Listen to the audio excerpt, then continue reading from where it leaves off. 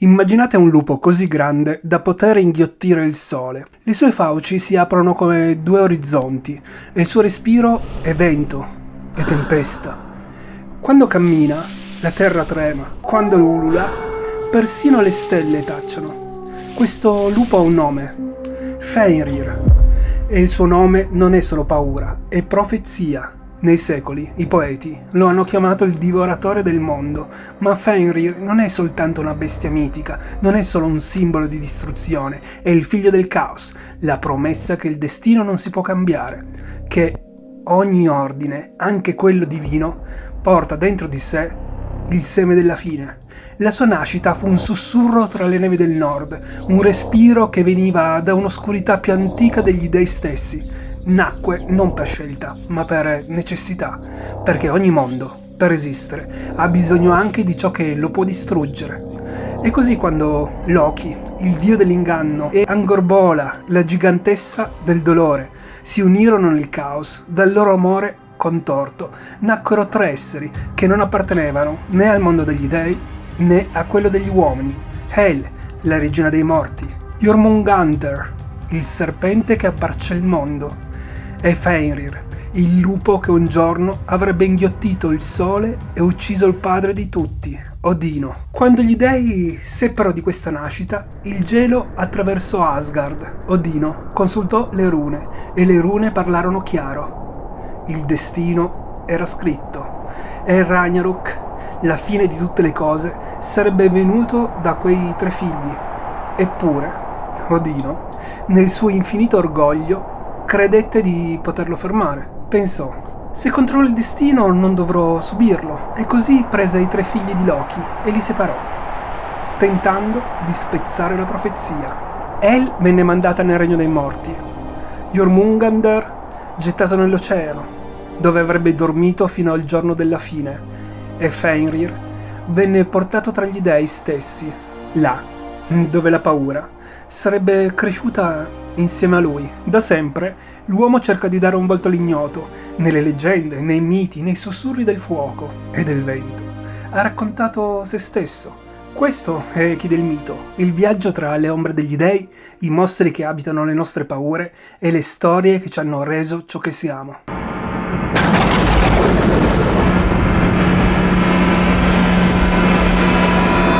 Abbiamo già camminato insieme nei boschi oscuri dove si aggira il Wendigo.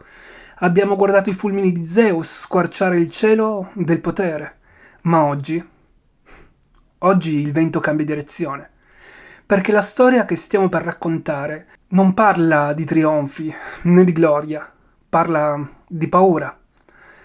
Parla del momento in cui anche gli dei devono chinare la testa davanti al destino. Fenrir è la voce del caos, ma anche il riflesso dell'ordine che crolla. È l'ombra che cresce ogni volta che tentiamo di controllare tutto. Ogni uomo, in fondo, ha il proprio Fenrir, una paura che cresce, che si nutre dei nostri silenzi, che aspetta il momento di liberarsi.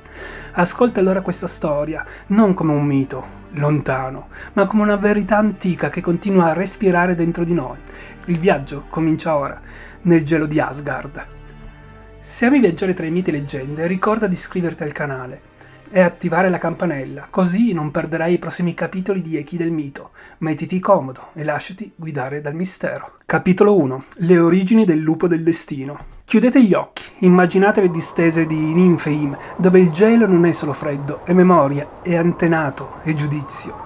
Lì, tra le crepe del ghiaccio eterno, nasce tutto ciò che incute timore agli dei, e in queste terre che il destino di Fenrir iniziò a vibrare molto prima che il mondo lo conoscesse, ma il suo primo respiro non fu nel gelo. No, Fenrir nacque dal sangue caldo dell'inganno e della carne ribelle del caos, Loki e Angorboa, una coppia che gli dei non volevano riconoscere, un'unione che respirava a ritmo di tempesta. Non c'era tenerezza, non c'erano promesse, c'era solo il magnetismo di due esseri che portavano dentro di sé la capacità di ribaltare ogni equilibrio. Da loro nacquero tre figli, ognuno un'ombra sulla linea del destino. El, metà viva e metà morta, regina di un regno di silenzio, Jormungandr, il serpente così grande da circondare la terra, e Fenrir, un lupo che avrebbe potuto divorare gli astri. Già alla nascita gli dei percepirono qualcosa che li fece vacillare. Fenrir non era solo un animale, era una domanda. Quanto può resistere l'ordine prima di crollare? Odino, che vede più lontano di chiunque, sentì quella domanda mordergli il cuore. Anche lui aveva un destino di morte scritto nelle rune, proprio come Zeus temeva il figlio che l'avrebbe rovesciato, ma mentre Zeus agì con violenza, cercando di uccidere ogni figlio che minacciasse il suo trono, Odino scelse un'altra strada, non eliminare il pericolo, ma contenerlo, una decisione che avrebbe segnato il mondo. Gli dei decisero di dividere i 3 figli. Non era una punizione, era paura. El venne spinta negli abissi.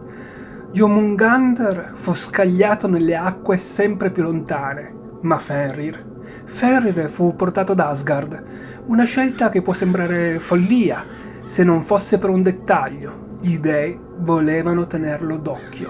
È difficile distruggere ciò che è parte del destino, ma è possibile tentare di modularlo, di studiarlo e di osservarlo.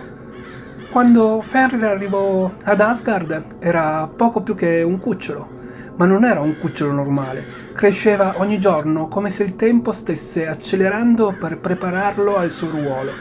I corvi di Odino smettevano di gracchiare quando lui passava, i ponti scricchiolavano sotto il suo peso, il suo respiro faceva vibrare i vetri, delle sale divine. Gli dei lo guardavano da lontano. Nessuno si avvicinava, nessuno tranne Tyr. Tyr non era un dio chiassoso, non era un guerriero in cerca di gloria come Thor, era un dio di poche parole, di giustizia e di coraggio.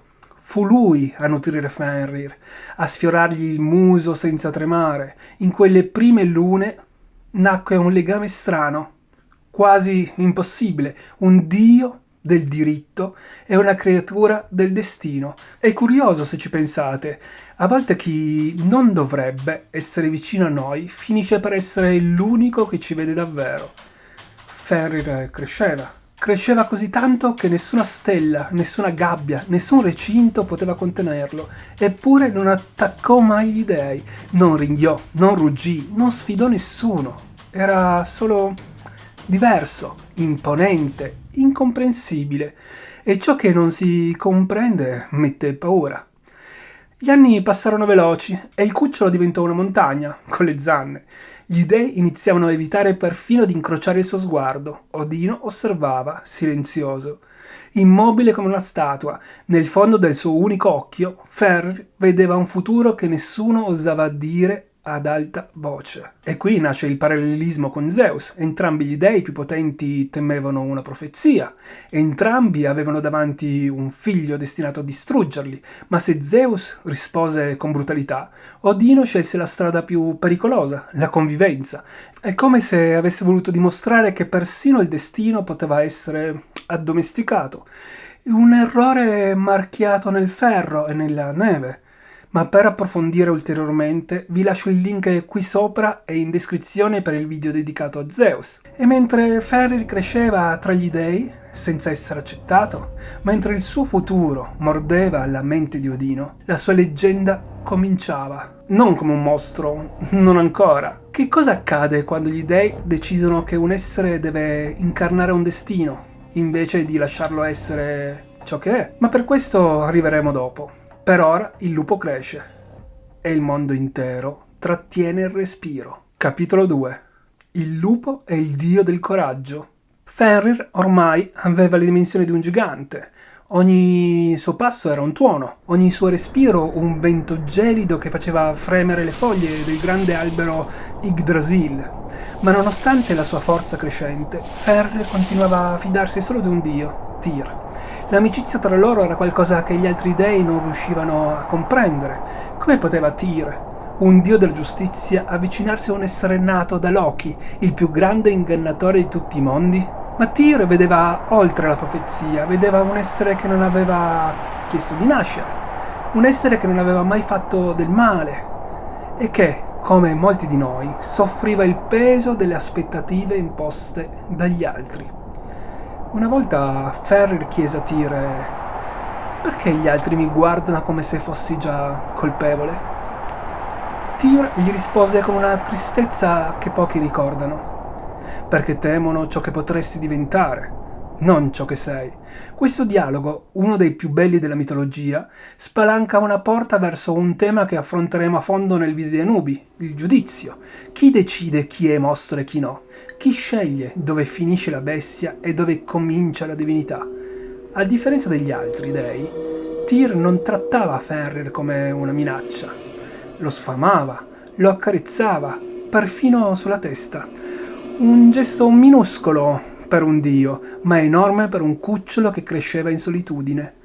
Fenrir non era aggressivo, era malinconico, come chi capisce di non appartenere mai davvero al luogo in cui vive. Più Fenrir cresceva, però, più cresceva anche la paura. Gli dei cominciarono a sognare. Odino vide il cielo incendiarsi, Frigg vide il mondo spezzarsi, Heimdall vide il ponte arcobaleno crollare. E in ognuno di quei sogni c'era un lupo, sempre più grande, sempre più vicino.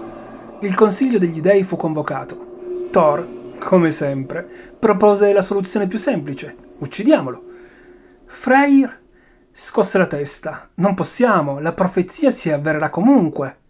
Heimdall disse: è già troppo grande, se lo affrontiamo ora, molti di noi moriranno. Odino ascoltava tutti senza parlare. Non avevano soluzione. Non ne esistono quando il nemico è il destino stesso. Alla fine presero una decisione codarda ma inevitabile: legarlo. Ma come legare una creatura che cresce più rapidamente della paura stessa?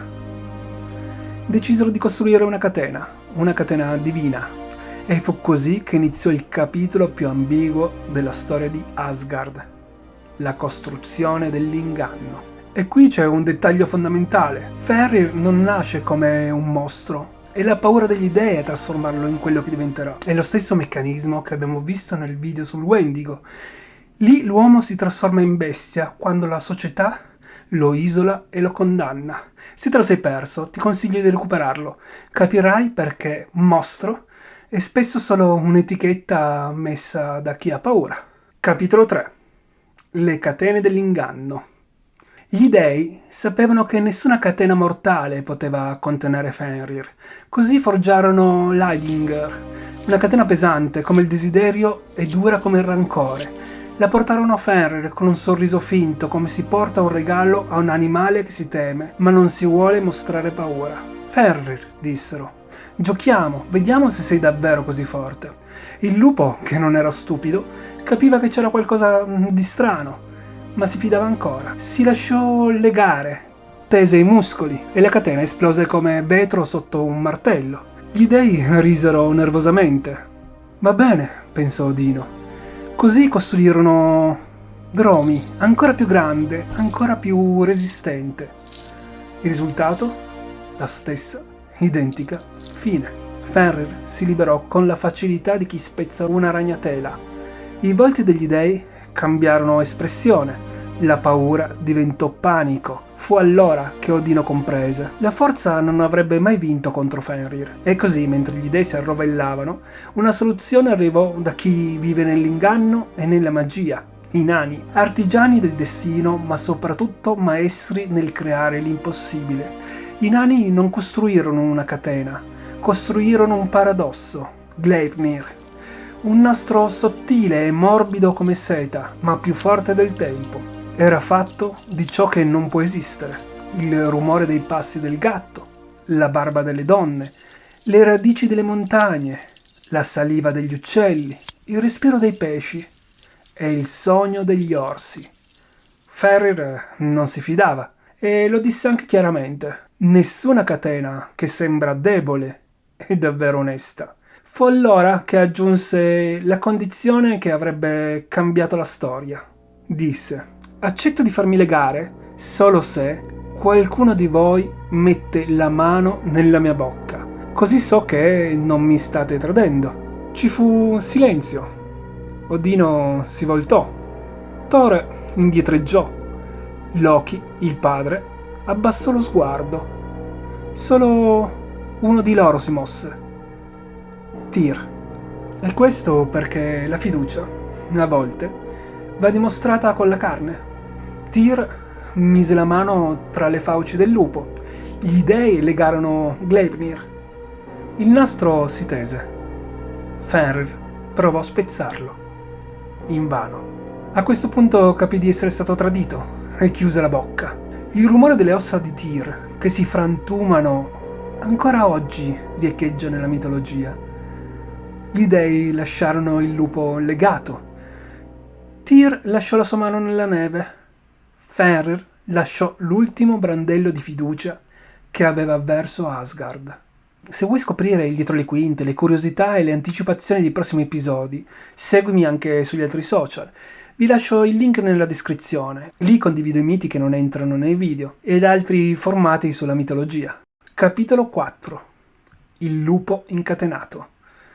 Quando Gleipnir si strinse attorno al corpo di Fenrir, non fu soltanto una corda a serrarsi, fu un patto infranto, fu la fine di ogni fiducia tra il lupo e gli dei.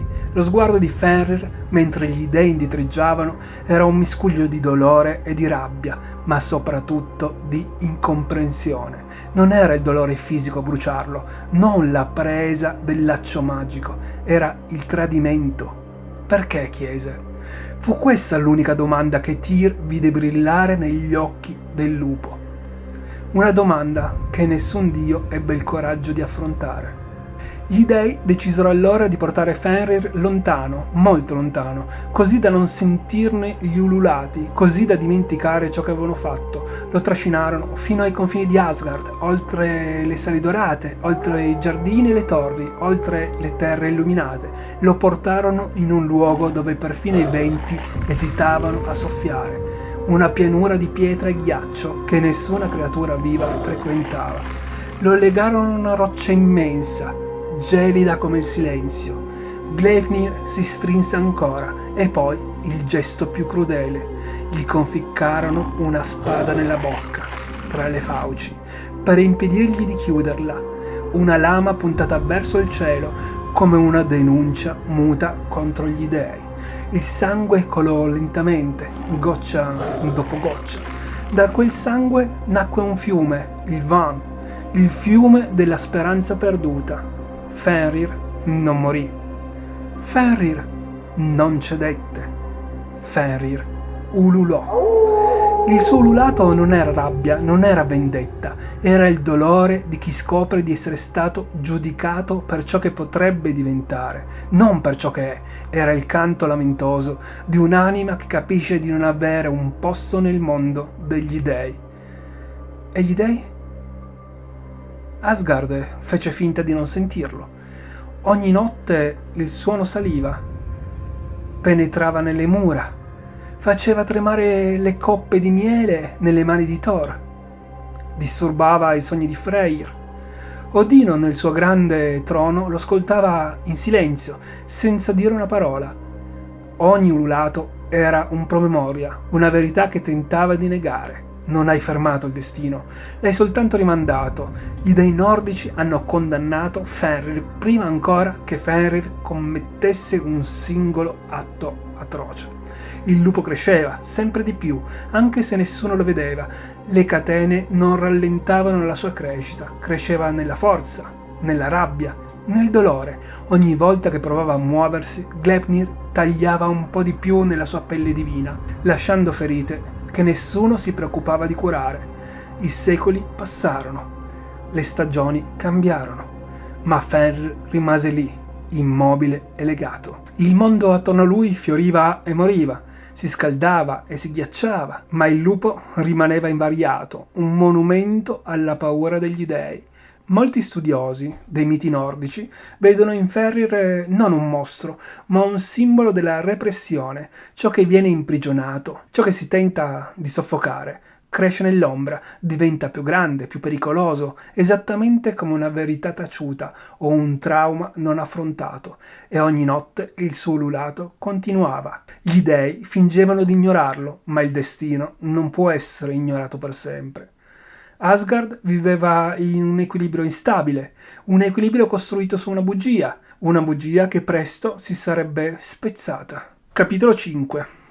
Ragnarok, la vendetta del lupo. La fine non arriva mai in un giorno, è un processo, un lento scricchiolio, un accumularsi di tensioni, un soffio che diventa vento, un vento che diventa tempesta.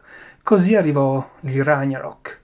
Gli alberi cominciarono a seccarsi, le stelle caddero come scintille spente e la terra tremò. La luce del sole diminuì giorno dopo giorno, come se qualcosa si stesse preparando a inghiottirla.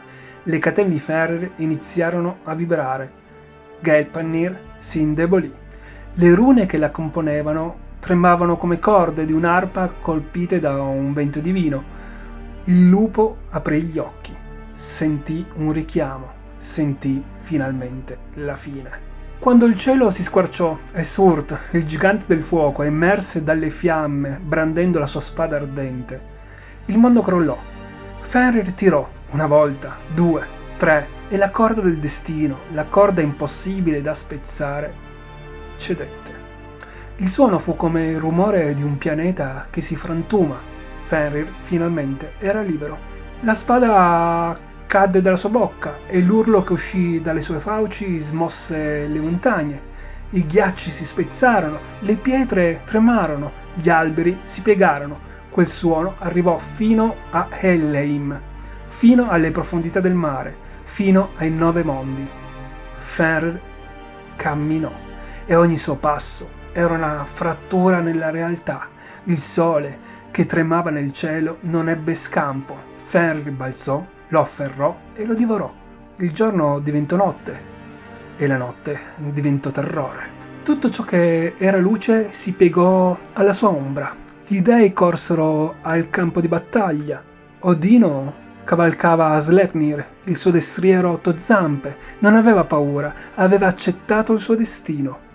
Padre e lupo si fissarono nei campi della fine del mondo. Questo momento è specchio di un momento già visto nella mitologia greca. Zeus che affronta Crono, il padre che lo minaccia, ma qui i ruoli si ribaltano. Non è un figlio uccidere un padre per conquistare il potere, è un padre che affronta un figlio simbolico per difendere un ordine che, in fondo, ha costruito su una menzogna.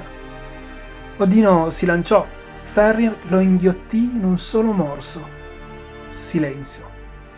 E il mondo trattenne il respiro. Poi lentamente un altro dio avanzò, Vior, il figlio silenzioso, il dio che non parla, il dio che aspetta. Portava con sé una scarpa costruita con tutti i pezzi di cuoio scartati dagli uomini nel corso dei secoli, un simbolo dell'umiltà dell'umanità. Posizionò il piede nella mascella inferiore del lupo, lo fissò negli occhi e con la forza di chi porta il peso del mondo squarciò la sua gola. Fenrir cadde e il mondo crollò con lui, tra fiamme, gelo, cenere e rinascita. Capitolo 6. Il significato del lupo.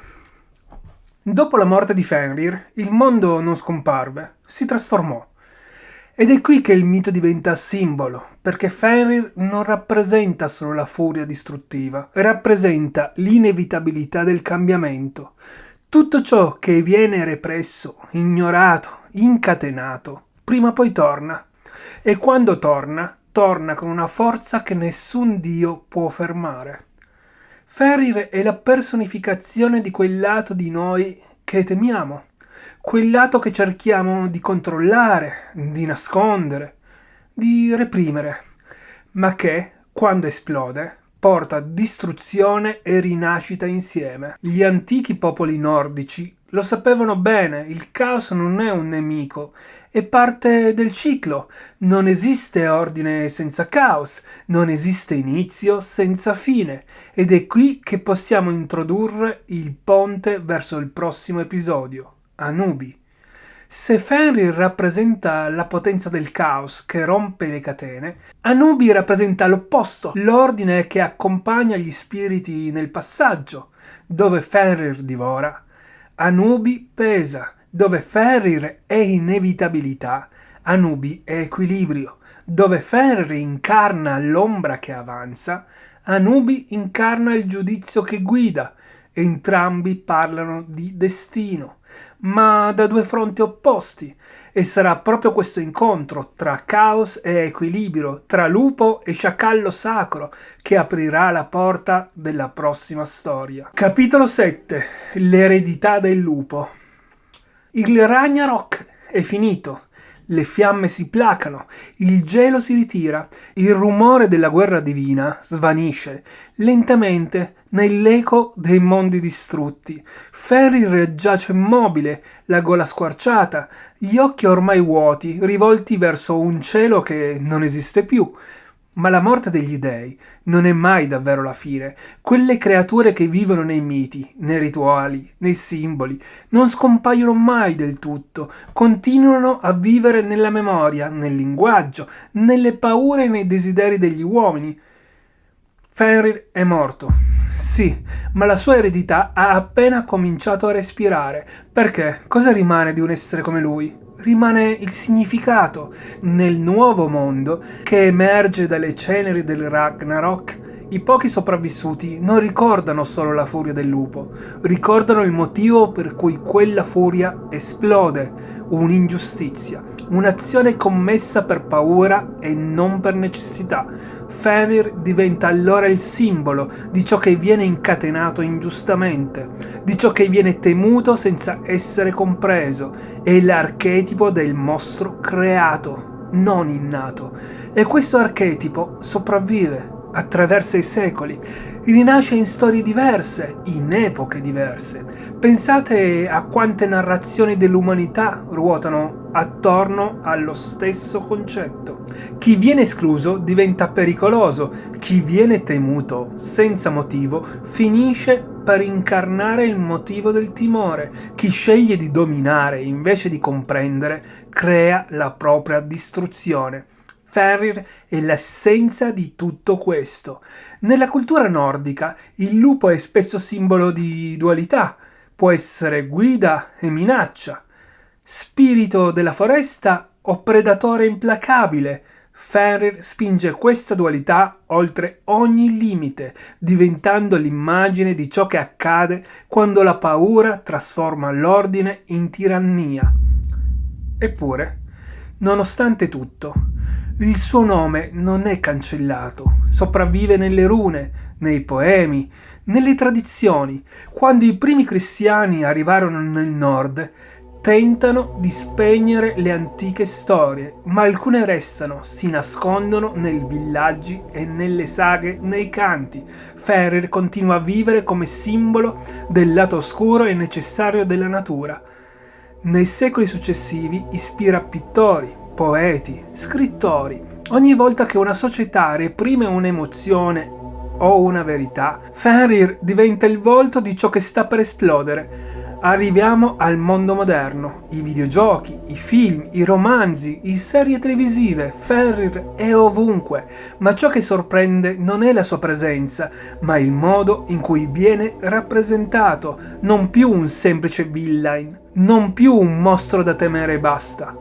Sempre più spesso appare come una vittima del fato, una creatura incompresa, un simbolo del destino inevitabile. Nei videogiochi come God of War Ragnarok, Fenrir è trasformato, reimmaginato, persino addolcito in alcuni passaggi, non perché la sua natura venga negata, ma perché oggi comprendiamo molto più profondamente la psicologia delle creature del mito. Siamo noi, come cultura contemporanea, che leggiamo Fenrir diversamente. Lo vediamo come un simbolo di liberazione, non di distruzione, come un atto finale, inevitabile, quando l'ordine divino diventa ingiustizia. E forse, in fondo, Fenrir ci parla proprio per questo, perché ognuno di noi ha dentro una parte che non vuole essere messa in catene, una voce che vuole essere ascoltata, un limite oltre il quale non si vuole essere spinti. Interpretare Fenrir solo come un demone è troppo facile, interpretarlo come una lezione, invece, richiede coraggio. Ed ecco la sua eredità finale. Fenrir ci ricorda che ogni volta che tentiamo di evitare il destino, ci avviciniamo un po' di più ad esso. Ogni volta che cerchiamo di controllare ciò che temiamo, lo rendiamo più grande e che la fine è spesso soltanto l'inizio di qualcosa di diverso. Capitolo 8. La morte degli dei e la rinascita del mondo. Il Ragnarok non è semplicemente una fine, è un ciclo, un respiro cosmico che si chiude per poi aprirsi di nuovo, e quando le ultime fiamme della guerra divina si spengono, qualcosa accade. Il silenzio non è il silenzio della morte, ma quello dell'attesa. Il mondo comincia a ricostruirsi, non per volontà degli dei, perché gli dei sono morti, ma per la volontà del cosmo. I mari si ritirano, i vulcani si placano, il cielo si rischiara lentamente, come un occhio che si riapre dopo un lungo sonno. 2 uomini e 2 donne sopravvivono nascosti nella foresta di Odmimir. Sono loro i nuovi progenitori del genere umano. Vivono nutrendosi della rugiada del mattino. Non hanno bisogno di molto, non hanno bisogno degli dei, sono il simbolo di una rinascita semplice quanto umile. Dalle acque riemerge il sole, perché nel mito nordico il sole non muore mai davvero, ha una figlia, una giovane luminosa che prende sempre il suo posto. Ecco un altro insegnamento fondamentale del popolo nordico. Nessuna luce si spegne senza lasciare un'eredità. Anche gli dei non sono del tutto scomparsi. Baldur, il dio della luce, ritorna dal mondo dei morti. Bloar e Vali sopravvivono. Modi e Mani, i figli di Thor, raccolgono il martello paterno, ma ciò che sorprende non è chi sopravvive, bensì come sopravvive. Gli dei rimasti non costruiscono più regni d'oro, non cercano più di controllare tutto ciò che li circonda, non si pongono al di sopra dell'umanità.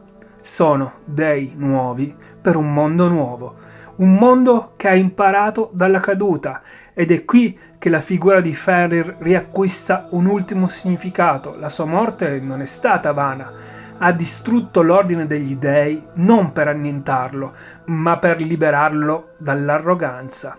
Fenrir ha spezzato le catene non solo nel suo corpo, ma nel cosmo intero. Ha strappato via ciò che era vecchio, ciò che era corrotto, ciò che era costruito sulla paura.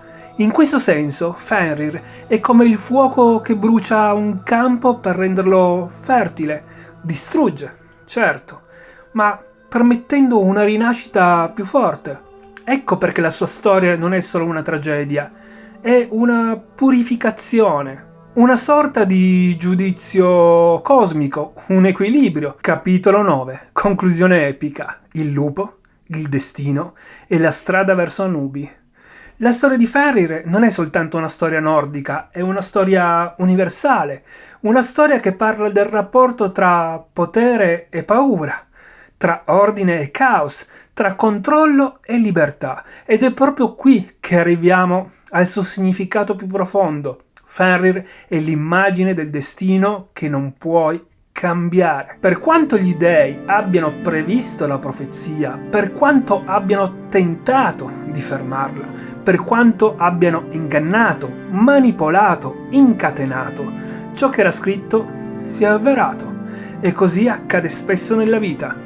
Più tentiamo di schivare qualcosa, più ci andiamo incontro. Più tentiamo di controllare ogni dettaglio, più ci ritroviamo schiacciati da ciò che abbiamo ignorato. Fenrir, in fondo, è un monito, è un avvertimento, una lezione a guardare negli occhi ciò che temiamo, invece di chiuderlo in una gabbia e sperare che sparisca. E ora arriviamo al ponte finale. Come abbiamo già detto, il prossimo episodio sarà dedicato ad Anubi, il dio sciacallo dell'Egitto. E potresti chiederti cosa hanno in comune Fenrir e Anubi. Uno è caos, ovvio, l'altro è ordine. Uno spezza, l'altro valuta. Uno divora, l'altro pesa. Sembrano agli opposti, eppure sono parte dello stesso identico discorso. Fenrir rappresenta il momento in cui l'ordine crolla, Anubi rappresenta ciò che accade dopo, come si giudica, come si decide e come si ricostruisce. Fenrir porta la fine, Anubi accompagna nel dopo.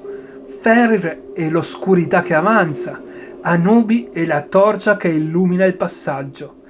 Quando un mondo muore, serve un giudice. Quando un'anima si perde, serve una guida. E così la saga continua, dal caos primordiale del nord alla saggezza millenaria dell'Egitto, dalla furia del lupo al silenzio dello sciacallo sacro. Nel prossimo episodio lasceremo il ghiaccio e il destino nordico per entrare nelle sabbie dorate, nei templi ombrosi, negli occhi di un dio che pesa i cuori degli uomini. Fenrir ci ha insegnato ciò che accade quando la paura governa. Anubi ci insegnerà ciò che accade quando il giudizio è giusto. Ed è così che si chiude il viaggio del lupo del destino e si apre quello del custode dell'aldilà. E se non l'avete ancora fatto, per favore iscrivetevi al canale, mettete un mi piace e condividete il video anche con le persone che potrebbero essere interessate alla mitologia oppure a imparare qualcosa dalle storie mitologiche. Vi saluto e ci vediamo il prossimo lunedì con il prossimo video. Ciao!